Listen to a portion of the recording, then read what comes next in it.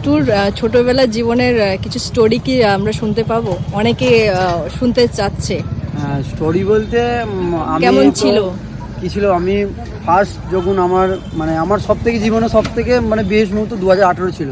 আচ্ছা, কেন তখন আমি ফার্স্ট ডিভিশন টিমে সই করি আমাদের কলকাতা ফুটবল টিমে। তারপর আমার 2018 আমার জীবনে সব থেকে বেস্ট ছিল। আচ্ছা। কেন ওই জীবনে আমি বলতে গেলে আমার ফুটবল জীবনে এখন তো অতটা খেলতে পারি না, খেলা হয় না, কেন এই জিনিসটা স্টার্ট করেছি বলে খেলা হয় না। একদম।